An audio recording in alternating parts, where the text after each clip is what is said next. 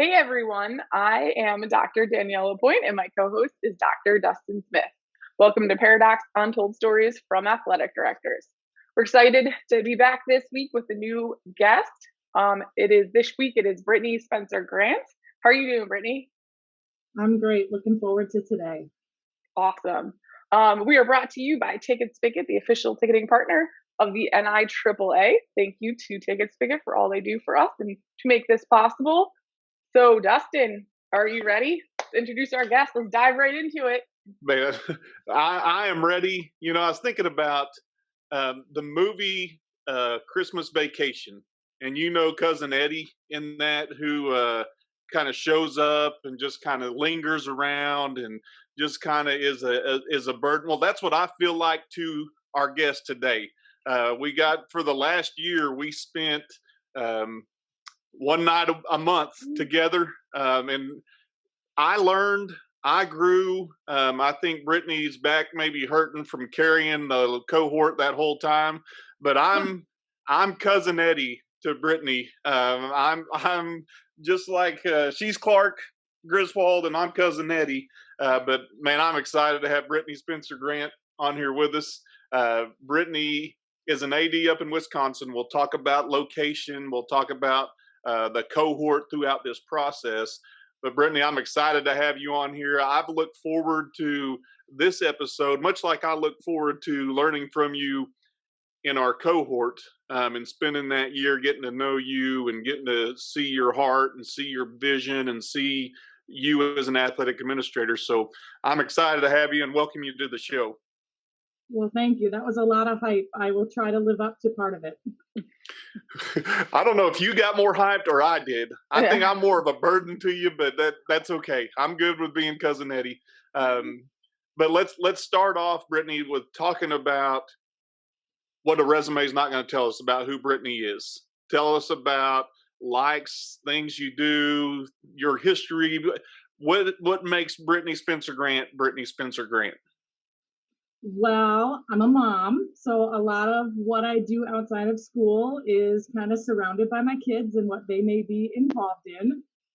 Right now, I am living the Girl Scout cookie mom role, as we've got a few days left of sales, so my house has been taken over by cookies.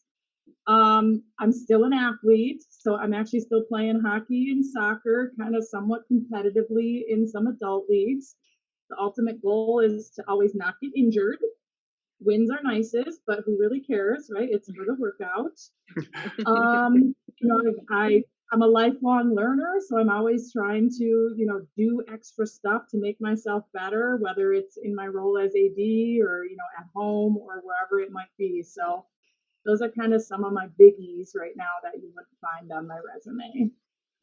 So you said kind of competitive hockey. What does that really look like? For a guy in Arkansas that doesn't have hockey, period, what does kind of competitive hockey look like?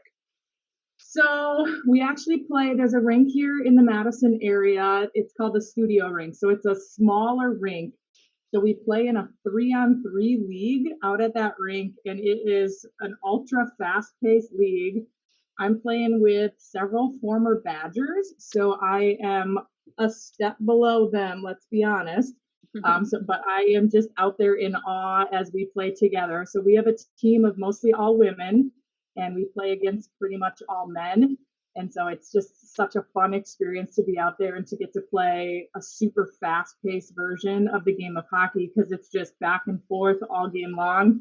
You play it off everything. If the puck hits the ceiling, you keep playing. If the puck, ricochets off the wall, you keep playing. So there's not necessarily boards on the sides on this like miniature rink. So is it, this is just where my mind goes. Is it like roller derby on ice skates? Kind of. Okay. Yeah, so I mean, there's a few rules, that are unique to the smaller version of the game. Like you can't take slap shots, and it's supposed to be no contact, which the women's game is always supposed to be no checking, but there's still body contact. So we'll kind of, nudge someone into the wall from time to time, and usually the guy that we're hitting is, oh, sorry, and we're like, nah, that was us. Like we did it on purpose. Like I believe contact. I played a sport in college that was just directly called broom ball, and it sounds similar to that, except obviously it's the ball instead of the puck, and the stick's a little different. But other than that, it sounds very similar to like that type of thing. And that was literally my funnest. Like I loved playing those nights. It was so fun.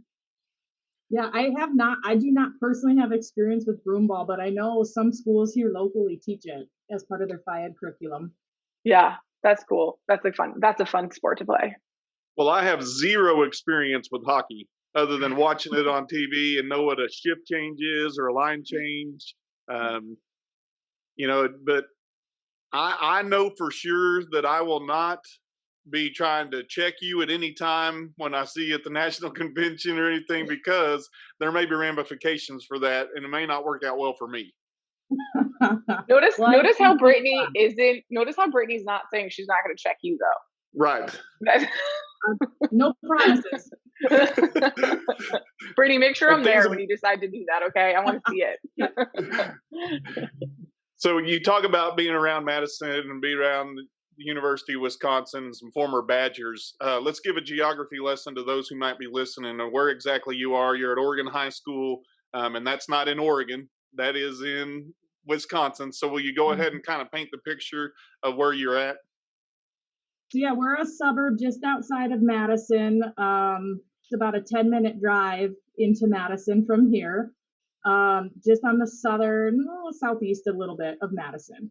Our kids have the luxury, if you will, of being super close to the city. So they have some opportunities that, when I was in New Glarus before I started here, that those kids didn't necessarily have because it's a little bit of a further drive. So they have some, additional offerings, if you will, in terms of club opportunities and camps and clinics, beyond those that would be offered here at school alone. So it is kind of nice geography wise to be so close, yet kind of have that smaller town feel as a suburb. And we've talked about, or I talked about you being in the cohort, the NIAAAU cohort. We've had a couple of the alums that were from our class together that have been on this podcast. So a couple of them have told me you got a bar to live up to. That may have been more of the wrestler in Jim Harris that has said that, but what we kind of developed in that cohort. So for those who may be, I'm going to do a shameless plug here and let you kind of talk about that journey and what you think you gained the most out of that NIAAA cohort, and would you recommend others to do that? Yeah, the biggest thing for me in signing up is it was, can I do this, right? It's a commitment once a month to the actual meeting, but then there's some kind of coursework that goes into the process. And after a month, maybe two, I was completely sold on, this was the right decision. The conversations every month were really thought-provoking, and there was so much that we could learn from one another just in those convos. But then the actual kind of homework assignments or the prompts that we would respond to each month really allowed for reflection into what we were doing at the local level. And then you could read everybody else's responses and think about, what are they doing that I could bring, to where I am to better myself, my kids, my coaches, my community as a whole. So there was so much that I stole from that, both in my former school and here now, that I wouldn't have had exposure to had I not, kind of taken that plunge and gone with the cohort. And you got to meet Cousin Eddie, which is great for you. Yeah. It's cool too how they set it up. You're in your big cohort, but then within that, you're kind of in little pods, if you will. So like some of our conversations and discussions, as you'll remember, we were in smaller groups of 4 or 5, and each of those groups kind of had an assigned mentor. And then there were parts of it where we were full group and there was, all 20 of us together. So, it was really well done, the blend of how that cohort was operated. So that's my shameless plug. I'll second everything Brittany said. It was a lot of fun. I made some great lifelong friends and some great administrative networking was done in that group, and people that we still, I mean, there was an exchange yesterday, a text exchange of people trying to get some information from that group. So I know this isn't the NIAAA podcast, but we get to deal with administrators and athletic administrators across the country. And Brittany and I are both graduates, if you will, of the NIAAA cohort, and both highly recommend it. So enough about that. Enough about me being Cousin Eddie. Let's talk about some stories, Brittany. Let's talk about some stuff that you have been through that gives us an opportunity to, let's have some fun. Let's laugh. Let's look back on it and say, hey, how did this really happen, and how did I get better? So start us off with a story. Okay. So I have no firefighting experience in my background. I'll just make that plug. This is good. I'm just so happy you started the story this way. I do have a brother-in-law who is a fire medic. So that's about as close as I come to firefighting. So I'm in the gym. I just got done doing starting lineups as announcing. So it's a small school. There was about 300 kids in our school. So we didn't necessarily have play-by-play announcing during the game. So we would announce the starting lineups, turn the mic off, and that was done. And so most often, either myself or my principal kind of were the ones doing those announcing, because I didn't have anyone who, really wanted to. So I get done announcing, turn the mic off, they start the game. All of a sudden, my supervisor comes up to me and says, "Hey, Brittany, there's a car smoking in the parking lot." And I'm thinking, oh man, here we go. Like, I hope it's not a kid smoking. I hope it's an adult who just doesn't know, you can't smoke on school grounds, whatever.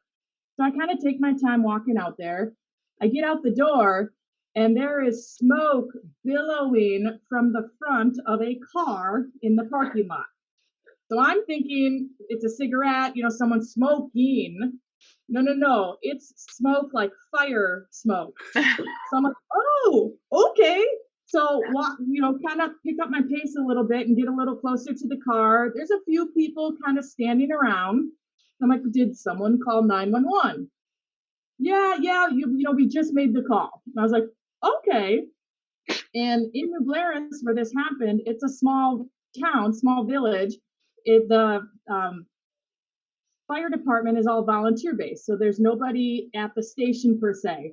Super old school. There's a fire bell that goes off in the village when they need, the firefighters to respond.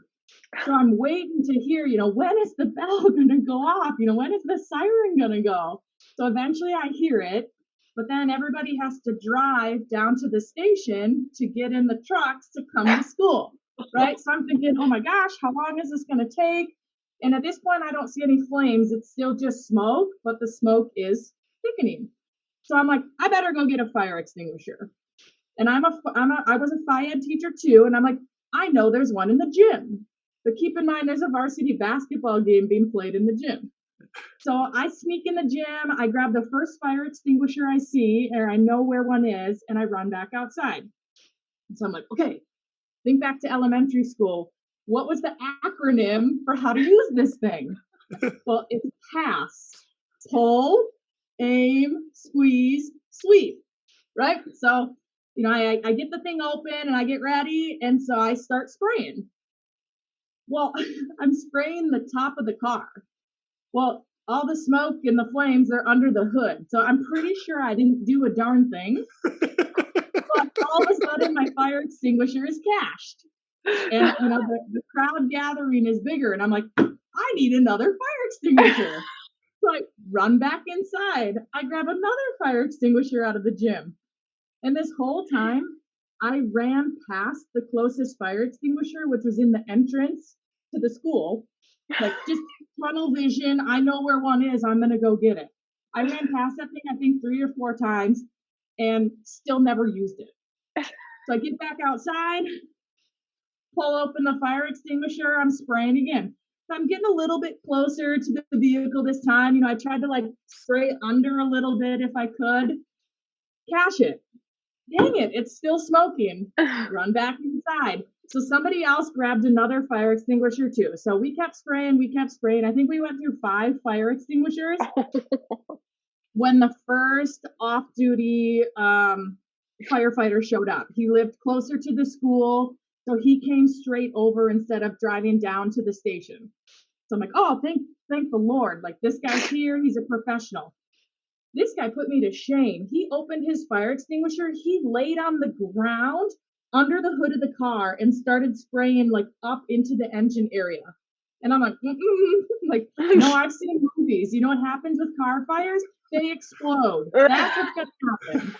So I was getting no closer to that car, and this man is laying underneath of it, spraying, and he actually was able to extinguish a lot of it prior to the trucks arriving. So I was like, well, I guess had I known. But the whole time I'm thinking this car is gonna blow. Every car next to it is gonna catch fire because it's in the middle of a parking lot. So the trucks ended up arriving. They sprayed it down. They actually ended up dinging a car next to them with like their gear. So then we had to process through whose car was that. We got to go find the owner, let them know. But what a crazy experience. So that's my first and only taste as a firefighter. And I hope to never need those skills again. I feel like you really embodied like 80s worst nightmares here, because you're working a game, you're doing your thing, you're the admin that's there that night. Like, you're supposed to be able to fix everything and anything, and unfortunately for you this night, it included a fire. That's awful. That's terrifying. And like, good thinking about, like, I don't know, keeping your cool, I guess, in a heated situation. Dustin, I took that from you. I see what you did there. I got a couple questions for you, Brittany. I'm gonna fire them out there. You know me. I'm just kind of whatever comes to my mind. Did you check to see if anybody was in the car? Honestly, I don't think I did. Yeah. I told you there was a crowd when I got there, so I'm hoping maybe one of them did. Yeah, you were assuming. So that's bad, though. That's bad. My other question is, okay, you sprayed the hood or on top of the car, which was not the source of the flame. So it really accomplished nothing in this process. At what point did you alarm the people inside the arena that this was going on outside the arena? Was the message delivered to the person whose car it was that says, oh, by the way, your car caught on fire and you're probably not driving it home? Yeah, so I mean, in terms of the game, it was just business as usual. So I think a few people were alerted when I ran in a few different times to grab fire extinguishers, because I grabbed the two on the near entrance, but then like one of the times I ran in front of the bleachers to get to the far end. So, if anybody saw me, they were probably like, what is she doing? Yeah. But yeah, so the game just went on. So it wasn't until, after the fire was put out, they ran the plate on the car, told me the name of the person and said, can you go find this person? So go inside, find the guy. It was the boyfriend of like one of the players' siblings or something. So it wasn't even necessarily anyone that I knew. So I had to start asking around, hey, do you guys know who, so-and-so is? So we eventually find the guy and we're like, so your car started on fire in the parking lot. And he's like, what? So he had no clue. He was inside watching the game. Most of the patrons were already inside when this all started. So there wasn't a huge crowd outside, but anybody who came late stayed out to watch the show outside instead of the game inside. I was so under the impression that like the owner was in this crowd of people, and like, but no, so a person who actually owned the vehicle had no idea this was occurring, was inside the gym. Correct. How does a car start on fire that's just off in a parking lot? I still have no clue how it started. They said it was something mechanical. And they ended up, towing it out of the lot, but then that char spot stayed in the parking lot until they like resealed it several years later. Yeah. So none of these people next to you gathered around, they were just spectators like at a basketball. They were just watching the show. They weren't contributing and saying, hey, I'll run and get a fire extinguisher, or here, let me get under the car. They were just all watching. Nope. One other person came and helped, and it was my supervisor. and she had a fire extinguisher in her classroom, which was actually bigger than the ones like in the gym. So she was like, oh, I know where another one is. It's in my room. So like same mentality as me, ran right past the one in the entrance, which again, we never even touched. So I make this statement all the time, and it probably is. I'll think twice about using it now, but I tell my wife all the time that a firefighter never knows when he's going to be called out. He's just got to go. And that's pretty much what an AD's life is like. You were a real life firefighter. Well, kind of. You were a fire extinguisher sprayer, but I don't know that you were a firefighter, if that makes any sense. Yeah, I was a substitute for a few brief moments. And I don't know that I would be given another contract. So so I like to try to like put myself in like the situations that are like crazy like this, right? So I run to this thought. You said, someone's car got dinged next to him. Did you ever have any thoughts of like potentially trying to find those people and getting them to move their cars? Not me, no, because I had no clue like who any of the cars belonged to. And I'm just standing there like, now what do I do? The professionals are here. What's my role now? And so I just kind of, gathered the cached fire extinguishers that we had used off to the side, because I'm thinking we got to get these refilled. I don't even know how you do that. We need them back in the gym because, what happens if we need them again? So I was just kind of doing all that stuff and waiting for directions from the pros. So I'm guessing, and this may just be an assumption on my part, but I'm assuming they didn't ask you to volunteer to be on the fire department there in that town or village, as you call it. Still waiting for that invite. Yeah, and since you've moved locations, you're probably not getting that one. I think you're onto something there. Okay, but on a positive twist, I feel like if you ever had a car fire again, like you would excel. You would be so good at it. I'd want you in my parking lot if there was a car fire. I'd be willing to get a little closer next time. On the ground underneath. So let's talk about takeaways from this particular situation, Brittany, as you look back on it now. And yeah, it's crazy in the moment, and as wild as that was for you, we talk about with Cole Canyer, who was one of our cohort members. He didn't have a live chicken plan for what happened at his game. You don't have a car on fire in the parking lot plan. So what takeaways do you take from that situation of, if that were to happen again, as crazy as that situation was, what would you do, and how would that situation have impacted the decisions you make moving forward? Well, I think one of the things is to kind of pause in the moment and not necessarily have that one-track mind like I had. It was, I know where a fire extinguisher is, I'm going to get it. Well, if I would have just opened my eyes as I re-entered the building, I would have found one a lot closer than, where the one was that I ultimately pulled first. I think the other part, I shared in our cohort that, I sometimes feel like an air traffic controller, in that, you've got stuff going on in the air, you've got stuff on the ground level, there's all these different pieces at play. And so if I would have kind of channeled that a little bit, I could have maybe given some direction to some of those people who are standing around. Hey, can you go get me another fire extinguisher? Hey, stay on the phone with 911. What did they say in terms of a timeline? Just kind of asking some of that stuff instead of tunnel vision, fire extinguisher, spray it. I'm out now, what? I hope to not need those skills again.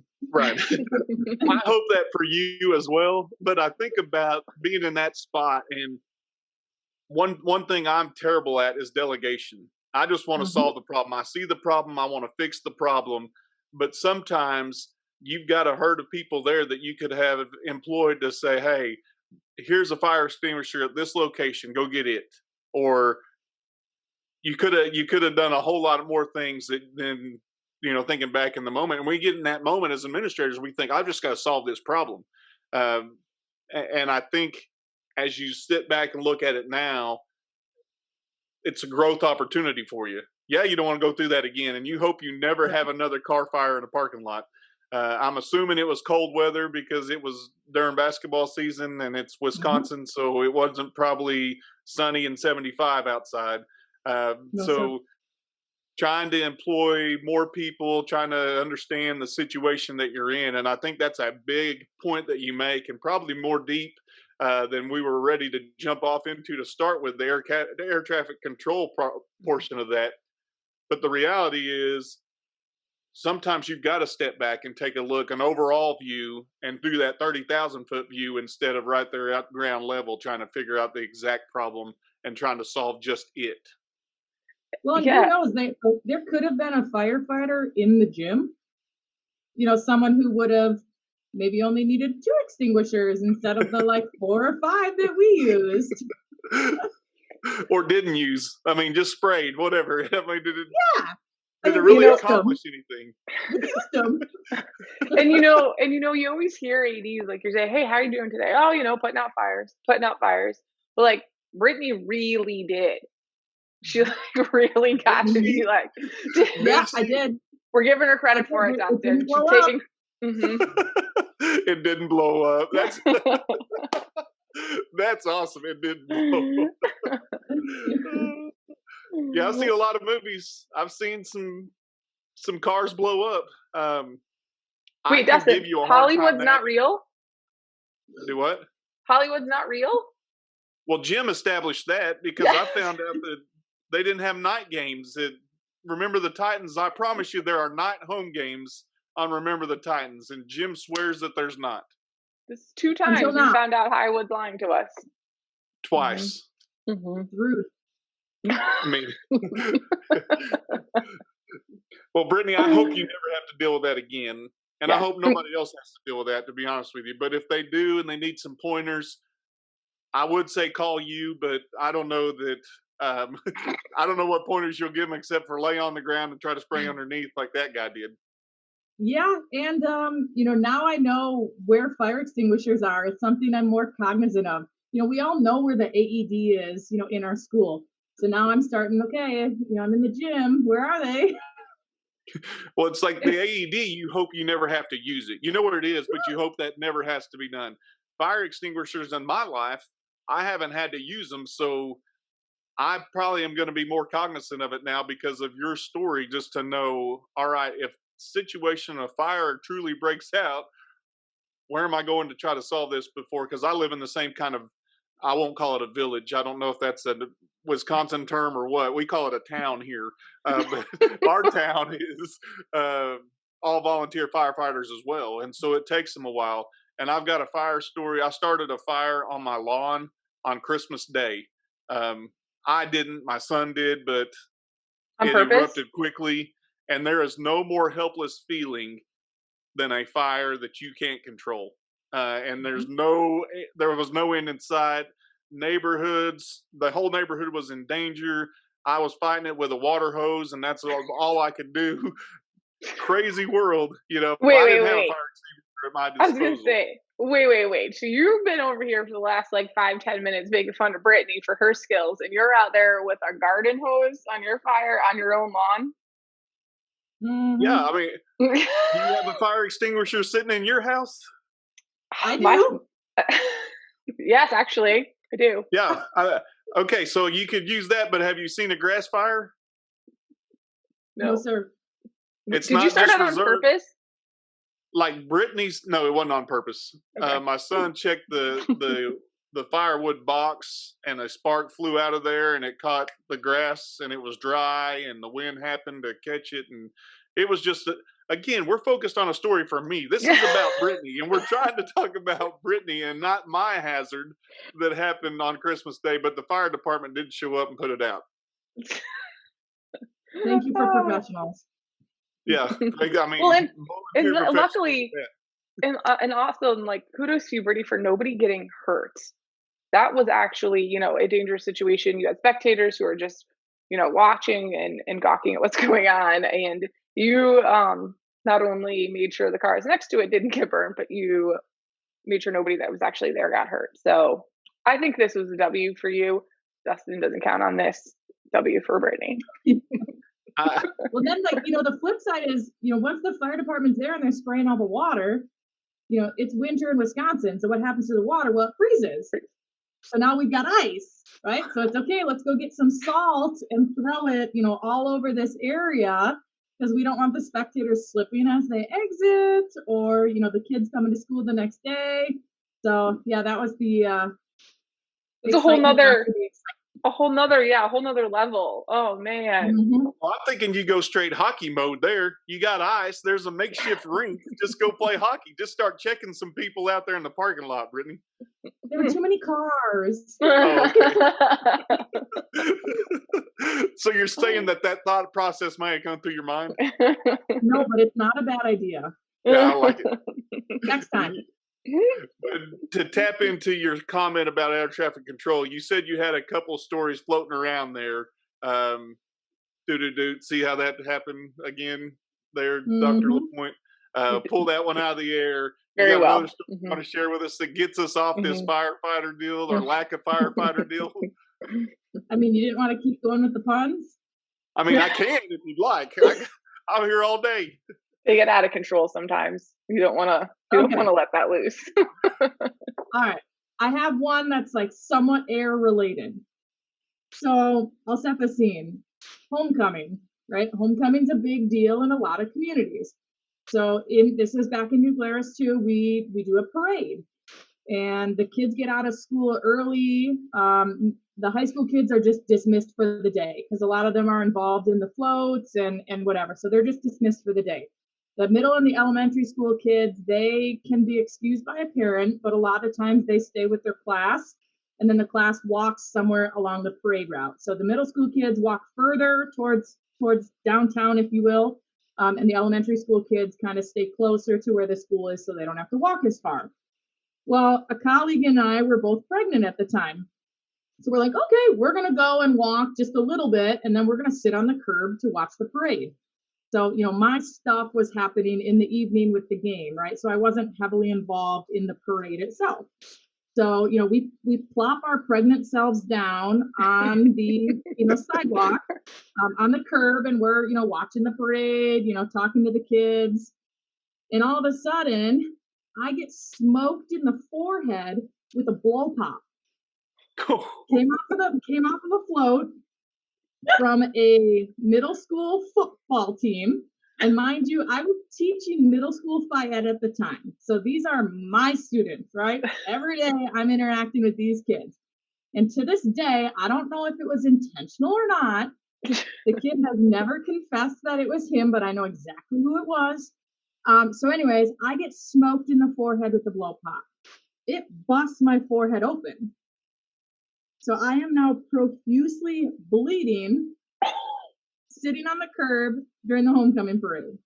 And I was like, this isn't good. Like this is a lot of blood.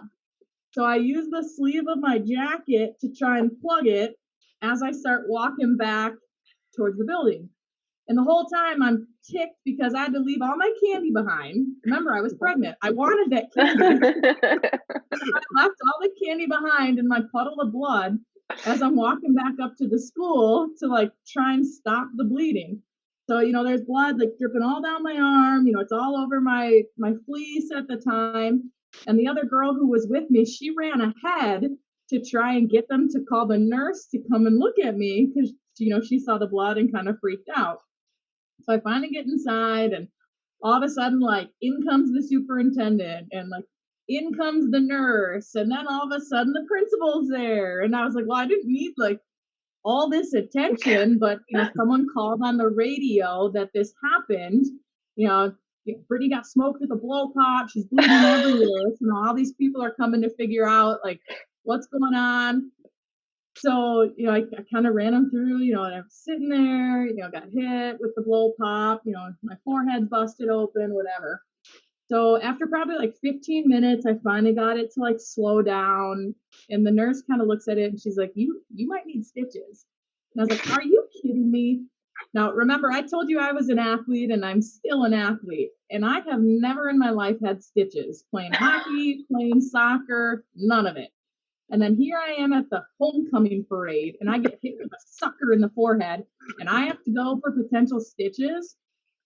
So I drive up to Madison to urgent care, and I'm, in the waiting room, and then I finally get seen, and the doctor is like, I don't know that I can really stitch that. It might not be needed. She said, so I'm going to glue it. And I was like, okay, another day where I've avoided stitches at this point. So she glues it, and probably for a couple days, it darkened and darkened, the scab with the glue. So it was this big, essentially black spot now on my forehead. So a couple days later, people start saying, "Oh, there's a fly on your forehead," because it was just this, black spot sitting there, and people thought it was a fly. So I kept having to, retell the story. It's not a fly, it's a scab. Because I got smoked with a blow pop by a kid. So I ended up actually missing the football game, the homecoming football game, like the biggest night of an 80s career in terms of the mayhem that is homecoming, because I was at urgent care, and then I had this, big bruise and swelling on my forehead because of a blow pop. So in subsequent years, they really preached to the kids, underhand tosses, roll the candy. We're not throwing candy. It was crazy. I have two questions. The first is, was it the quarterback? It had to have been the quarterback, right? Never. Like it was not. I was gonna say, for a middle school kid to throw it so hard that it sent you to the urgent care, I feel like, I mean, maybe he should have been the quarterback. Like maybe you guys had the positioning wrong on that one. And then, you missed the homecoming game. Obviously, that wasn't planned, and that just speaks volumes to. I'm assuming everything went fine at the homecoming game, so that speaks volumes to you as an AD and having people there to support it in case you weren't there. And I feel like that's a good thing to kind of talk about, because these things happen randomly, and now you're not at the biggest game that you need to be at, and it still went on. Maybe not as perfectly as you would have liked, but it still happened. So that's awesome. That support, we've talked about that many times in many different episodes. Like the support of an AD is just so big, and yeah. I feel like we've just skipped a whole segment of this that we really need to drill down into. We can't go to takeaways without asking some more questions, Danielle. You can't just get to this point where we're just going to kind of gloss over what all happened. We weren't done. It wasn't a wrap up. It was just like a quick thoughts. It was just like, I was just thinking about it. She just like very nonchalantly at the end was like, "Oh, it was a homecoming game." Like, no, that's a big deal. Like, you have everything in place, and the fact that everything just probably went fine because we didn't get a portion of that story, I think is impressive. So now you may badger her. Go ahead. Badger. See what she did there? Wisconsin Badgers. As I think about this moment, I can't get into being pregnant. I mean, I witnessed my wife being pregnant, but I can't relate to that side of things.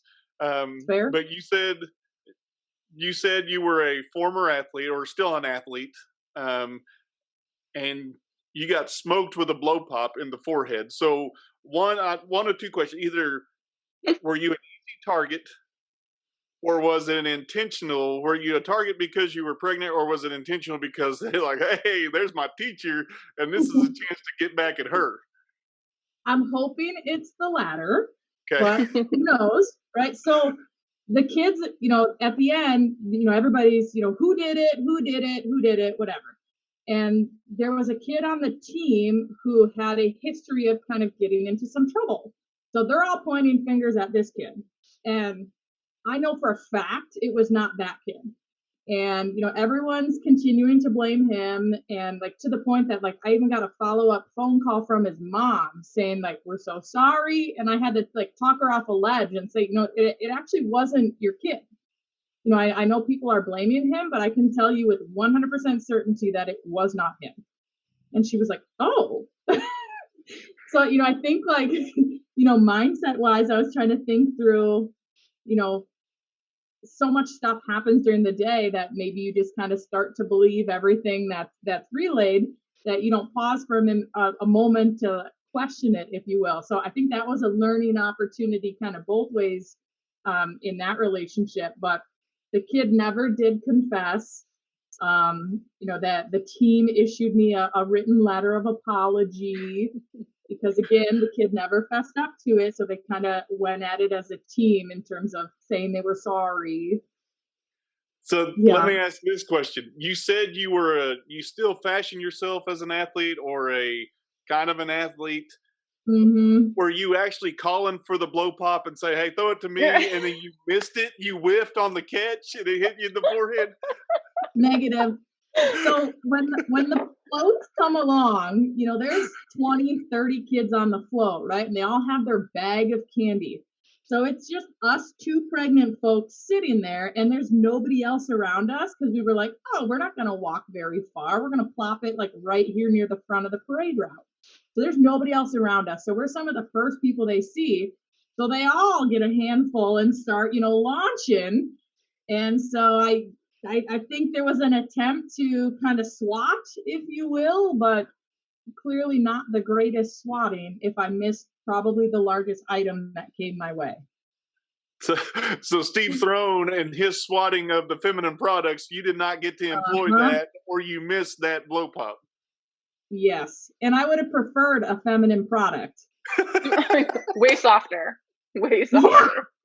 Yeah. And it might not have even made it to me. Who knows? How is your relationship now with blow pops? Do you like them? I actually still enjoy eating them, but I prefer not to have them tossed my way because I have the little scar to show for it on my forehead. I mean, these are two quality stories to start off this building. Really are. And Becky Moran got labeled as Three Socks Moran. I'm trying to figure out what your nickname's going to be coming out of Blow Pop Brittany. And I know you still have another one to come, but I mean, I'm just enamored, and I think we go back to the question that Danielle got to way before I was ready to. But takeaways that you take away from this situation, knowing, do you strategically place yourself somewhere different in the homecoming route because they're so eager at the beginning? How did you have the game covered? How did you make sure all that was taken care of? Because as you said, you weren't responsible for the homecoming parade. You were more responsible for the game, and that had to carry on in spite of your blow pop injury. Mm-hmm. Well, I can tell you, I never sat along the parade route again. I always stood. So that helped, I think, not get clocked in the subsequent years. But in terms of the game, it was just, I maintained conversation with everybody who was, back at school. The soup stepped up. The elementary principal helped out. The interesting piece there at the time is that actually the high school principal was the head football coach.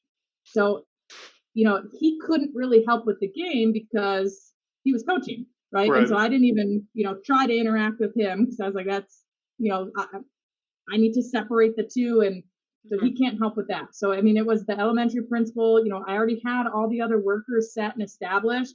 So it was just, here's the things I typically do on game night. Can you try and assign them or pick them up yourself? And they were like, yep, we got it. Don't worry about us. So you talked about you don't sit on a parade route anymore. Nope. And I know in football, they talk about keeping your head on a swivel and just kind of being alert of all that's going on. And I think these two stories kind of relate because you had to have your head on a swivel with a fire in the car, and then also now in this situation. So do you have a head on the swivel? Is that a hockey terminology as well, that they tell you to keep your head on the swivel so you don't get clocked from behind? Well, it is, but not necessarily so you don't get clocked, but so that you don't lose track of where the players are on the ice. Because you never want to get beat kind of on the backside in hockey because it can potentially be an easy goal. So it's head on a swivel. Where is everybody in relation to you? And kudos to you for having your teeth, because I've seen hockey players that don't have teeth. I still to this day wear a cage when I play. There are plenty of others who don't, but no, thank you. And a cage means a mask, right? Correct. Yeah, okay. The full face covering. Okay, you really don't know anything about hockey, do you? We have to explain things to Danielle sometimes. No. Out there. No. I want to clarify that I married a Canadian, so my hockeyness is up there. I and I live in Tampa. Lightning. I mean, I've been come there. on. I watched a game there. Awesome, That's your awesome place to watch experience? a game. It it is an intriguing sport. And they used to say, the way I was told in Oklahoma and Arkansas, they would say, you go to a fight and hope a hockey game breaks out. Hey, So maybe next year at Nationals we can try and catch a game if there's one yeah, around the because time. they Nashville, have a a professional hockey league or a hockey team there in Nashville, don't they? they do the Predators. The Predators. Um, See, and if you think back to Christmas Vacation, I think Clark wore a Chicago Blackhawks jersey, and the I Blackhawks believe are a you. hockey team still. Yep, So yep. anyway, there's a whole lot of correlation to this that's going hand in hand to my introduction. None of this was staged. This was just stuff happening. So uh, enough about hockey, I guess. Well, you may have a hockey story, but is there another story, Brittany, you want to hit us with? All right, I've got one final one, which is a little bit more predictable in terms of the AD world, right? So we've run through our what if scenarios. So what happens at a game when the lights go out? Mhm. Well, I had 3 exposures to this. So the first one is in the gym at a basketball game. It was a freak accident. You know, the light switches are just like a traditional light switch in a house where, you know, you flip it on, flip it off, and it's just right there on the wall. So there's a mother taking pictures and she's leaning against the wall and she accidentally, you know, flicks the light off. You know, so all of a sudden whistles are blowing and, you know, the game is stopped. And I knew exactly where the light switches were, and so it was really easy to pinpoint that it was accidentally flicked. And you know, I just pointed out to the woman, just make sure you know you watch out for the switches in the future. So no big deal, right? The game goes on. Well, the second time it happened was at a football game, and we had the old school lights where you know each set of lights was on a pole, and then there was a master switch, if you will, for each side. And we just had a little cover on them, but the covers were not locked. So sometimes small children would run around. Believe it or not, they don't always come to watch the game. So they do kind of running around, and all of a sudden, the whole set of lights goes off on the visitor side of the field. Well, you can't just power those lights back on right away because it was the old school style where they had to completely power down before you could turn them off. So, you know, whistles blow. I know exactly where the light switch is, you know, walk over there, but I can't do anything because they were still dimming. So we had to probably at least a 10-minute delay in the game before we could turn the light switch back on and then wait for them to fire back up because it's not the instant on and off, you know, like we have inside. So we got a little lock and, you know, put it on the light switch controller so that no further children could impact the lights at football. So like that kind of stunk, but you know, again, learning experience. Let's move on. So now, fast forward to this year. It's my last game as AD in New Glarus before I took my job here in Oregon. And it's our last home game before the old school lights are being replaced, right? We just got to get through one more game. Well, so we fire up the lights, you know, before the game starts, flip the switch, everything's good, right? Well, as the game progresses and it gets darker, I noticed that one whole set of lights is not even on, like the whole side. So it actually was our home side. So there's 3 poles with lights on them. And I'm going, oh gosh, oh gosh, oh gosh. So go down there, you know, flick the switch off, flick it back on, nothing. So I'm calling our maintenance guy who actually is an official himself. And I'm thinking, oh my gosh, he's at a game. Like he's not even going to take my call. Thankfully, he didn't have a game that night. And I called and I was like, hey, the lights won't turn on the southern side, like the whole set, all 3 poles. And he's like, all right, I'll be right over to take a look. So he comes flying in, and like the panel where the controllers and everything were, it just stunk. Like something was not right. And I'm thinking, oh my gosh, do I need a fire extinguisher again? Like, is this going to go up? Like, what is going on? So he calls an electrician that he had. So there was a dad in the district who was an electrician. So that guy's like, all right, I'm a few minutes away, I'll come over. And it's halftime at this point in the game. And, people are kind of starting to notice that the bank of lights isn't on. So I go inside and alert the officials, hey, the lights are not working on half of the field. And we've got an electrician on the way. Who knows if they're going to be able to fix it or not? Just wanted to let you know. So then they're like, okay, let's have a meeting with the head coaches when they come out of the locker room. And remember, my head coach is my principal.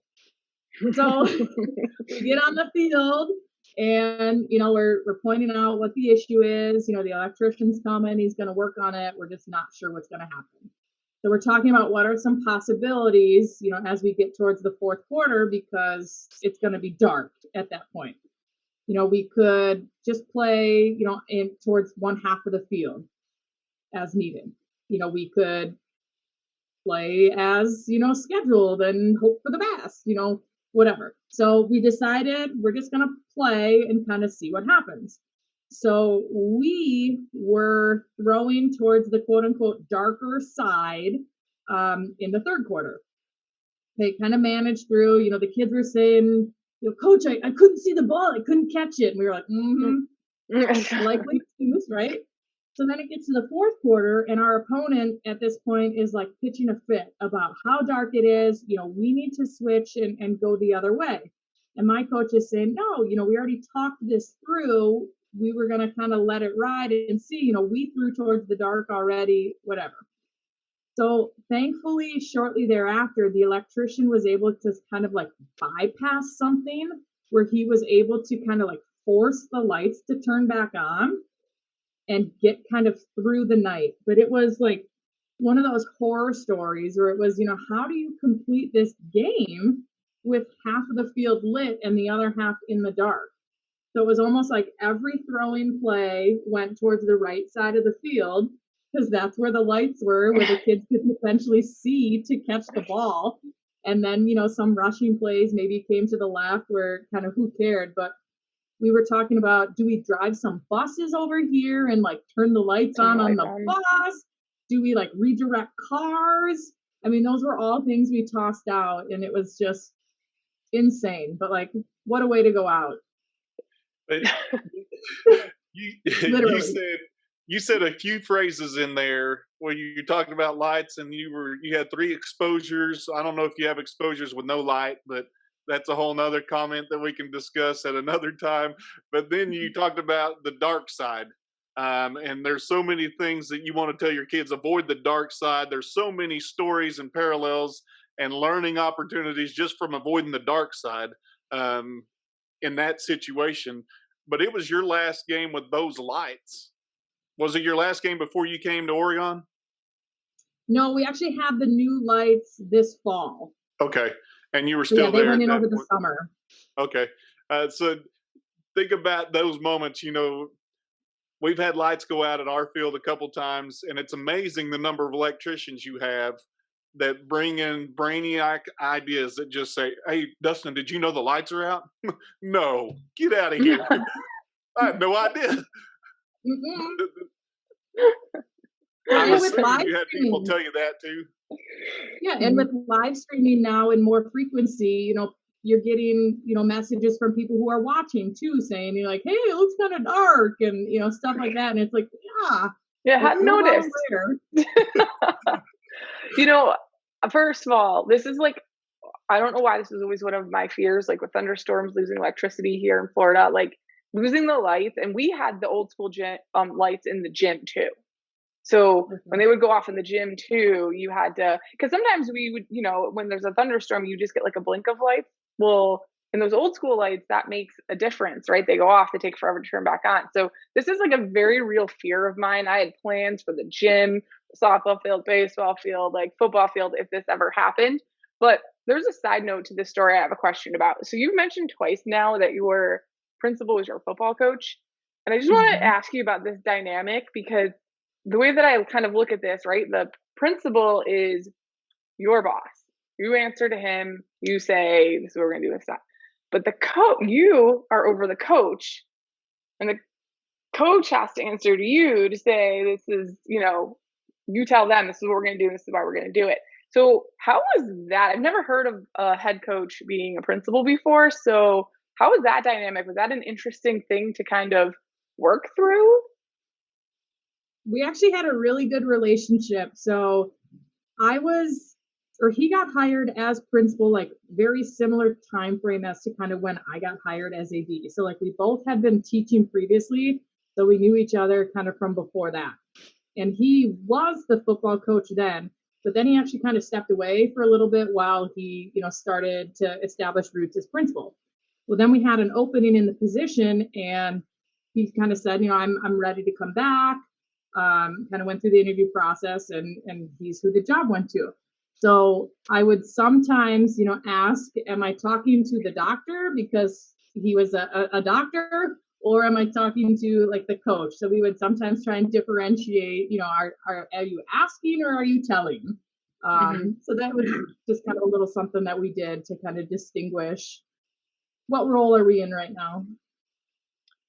That is a very unique dynamic, because I as well have never heard of a principal slash head football coach at the same. We've had an assistant principal who was our offensive coordinator, but here I don't report to the principal. I report to a superintendent. So that's kind of a different dynamic that you had maybe there in your village, as you called it. I don't know if that's just a term for town up there or what, but I think of villages back to the old ancestry days of villages as opposed to towns. So maybe they're towns and they're just called villages there. But you think about that dynamic as an AD, and you got to go tell your football coach, hey, half the lights are out. Oh yeah, you're my principal too, but I know how competitive my football coach is, and especially if we're winning, we're playing. We're going to finish this game. We're going to figure out a way. We were even on the road one time, and my wife was watching the live stream, and the lights went out of that place, and I immediately got a text from her that said, "Not your problem." Because she knows I'm gonna try to figure it. I'm gonna try to fix it because there was a problem. I'm going to meet and say, "What in the world?" And she just texted me and said, "Not your problem." And so sometimes we got to understand it's not our problem, but that was your problem. You had to fix that problem. Well, yeah, and you got to fix the problem, but you don't have the resources to do it yourself, right? And you mentioned earlier, like, I'm terrible at delegating too. I'd rather just do it myself because then I know it's going to be done in a way that I'm okay with. Well, that's out of my wheelhouse. So I need to, we need to get the pro involved, someone who specializes in this, because I don't want to mess with electricity. Like I have no interest in getting zapped. Well, and you were talking about that thing was stinking anyways. So like I knew something wasn't quite right. You were talking about like the game and stuff, but there's like a whole bunch of other liabilities that can really come with that, right? Because if the field is dark, the stands are definitely dark. Right? And all the visitors on that side. So there's a lot of decision making. Like you want to play the game. Like what Dustin said was right on point. Like coach is like, oh, we're playing, especially if they're winning, right? Like we're playing, this is happening. But you also have to be logical about it. Like, well, there's a lot of liability. What if people are tripping over here if they can't see anything? What if there's a fight or something that we can't really see because it's so dark? So there's a lot that goes into that decision. It's not just about the game sometimes. Well, and it's not like you have, temporary lights that you can just set up. It's it's a bigger issue. And I think about all these three stories you talked about. You got smoked on several different levels. A car smoking, you got smoked with a blow pop, and then you don't want to be smoked by electricity. So there's a theme here of Brittany getting smoked or not getting smoked. That's the name. That's her nickname right there, Dustin. You just picked it. I'm just gonna call her Smoke. That's what I'm gonna call her. Yep. You nailed it right there. You talking to me? So Brittany, as you look at this last story, your takeaways from that moment, in the moment of, obviously, when it first happens, we all get that moment of panic. What in the world am I going to do? I am not an expert electrician. I do not want to get zapped. I do not want to get fried. I do not want any part of that. But I don't want the people that have paid to be here to miss what they came here to watch, and I don't want our kids to miss their opportunity to compete. So how do I solve the problem? And so past that initial panic, what takeaways do you have sitting back on it now or looking back on it now that you say, okay, if this happens again, which has happened in 3 times for you now, how do you handle Mhm. this situation when it comes up? Well, one of your earlier episodes, I don't even remember which one it was. There was conversation about, having certain people entered into your phone as contacts kind of on an as Animals. needed basis. Yes, it Yes. was the animals. Yeah. Yes. So it's okay. So I should probably know who that electrician would be that I should call, should something come up. Because our maintenance guy, while he's amazing and can do a lot of things, it's out of his wheelhouse too, and he quickly realized that, and so he's the one who made that call. So had I bypassed him, I probably could have gotten to the solution a little bit quicker. But like, who are those people that I should have into my phone or on a Google Doc somewhere where the information is readily available. And I'm sure we paid a pretty penny to get him there, but I'll tell you, it was worth every penny. Well, and I would say this: even you look at the Google Forms where somebody else can access that because you may be smoked in the head with a blow pop and have urgent care and not be able to be there. So somebody's got to be able to put that. So the Google Docs is a great idea. So for our listeners that are maybe new ADs that are trying to think through who do I need to have, an electrician's a good one, a plumber's a good one to have, somebody to call if there's a gas leak. You start thinking about some of these things Mhm. to remedy problems. If you're Danielle, you got to have somebody who can get a crocodile off a court. Alligator. Some of these things, obviously, you're not going to think through, Yep. but Hmm. you think about some of these no-brainers now that you look back on it, things that you need to have. And in that moment, if you just said, hey, our electrician, I'll just call this person. They can get this solved because that's their wheelhouse. You're not a Mhm. firefighter. You're not an electrician. You've established that. You are a hockey player, or kind of a 3-on-3 hockey player, whatever that is. Kind of, I don't know what that really is determined if that's really a hockey player or not.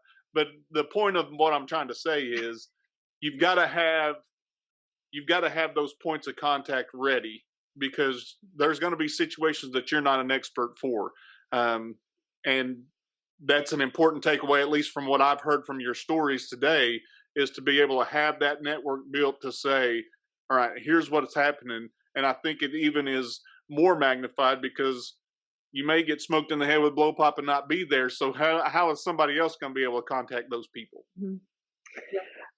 I to go right off of that conversation because Google Docs are a great idea. I think I 100% agree with that. But I was in a very old school, like 110 years old, so it didn't have the best service in certain spots. It was a hurricane shelter too, so like those hardcore like cement block construction doesn't really have good service.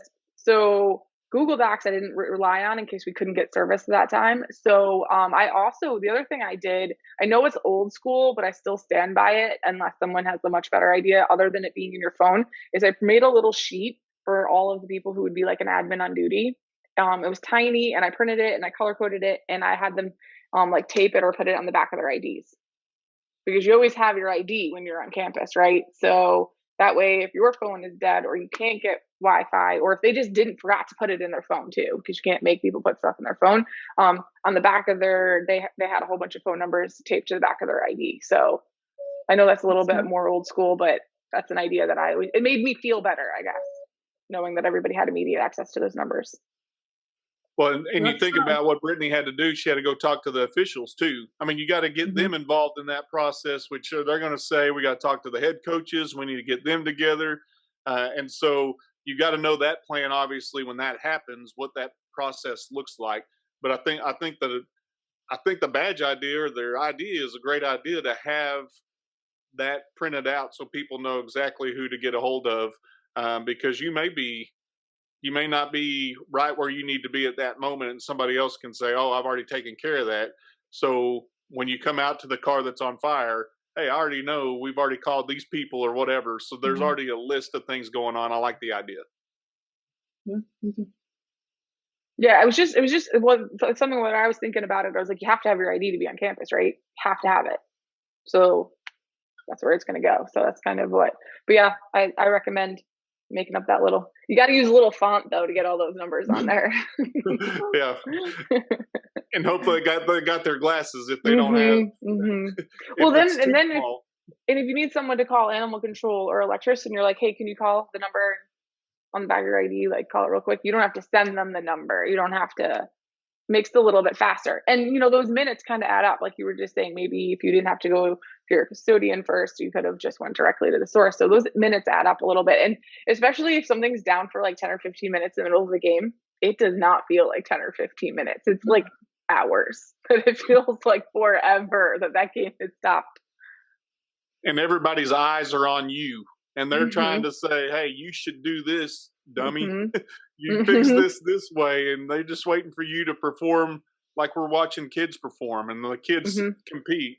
That's our avenue to be able to step up and do what we're supposed to do. So, man, Smoke, you've had some great stories today. I'm way pumped about how this has turned out because I can't wait till our cohort listens. And then I throw that out there to like Kelly Fish. I call her Ninja AD. But the nicknames that are sticking, I can't reveal Jim Harris's name yet because I was sworn to secrecy, his wrestling name. But it's good. Smoke it's is going to good, stick. Though. I can say it's good. It is really good. We'll get out of him. So, but Brittany, I do appreciate you coming on. I appreciate your stories. I appreciate your honesty. And the fun thing about this, and I sent you a text that said, hey, let's just have some fun. And I've had fun, and it may have been at your expense some, but I mean, you fired it out there talking about the blow pop incident, which I think is hilarious still. But I appreciate your transparency, and I appreciate your willingness to jump on here with us and spend some time with us and share some laughs with people who are listening across the country and across the world, and hopefully some takeaways that will make them better. No, I appreciate the opportunity. It's always fun to kind of look back and reflect and learn and grow a little bit while laughing at yourself. Yeah, and it just capitalizes how many different hats ADs wears. You're all over the place. You got candy at you got fires at you got electricians. So yeah, it's been awesome talking to you. Thank you. I hope ADs definitely get some laughs and some takeaways from you. And thank you also to Ticket Spigot, who is our sponsor, who has made this episode and every episode possible. So awesome, guys. Thank you. Excited to be back next week.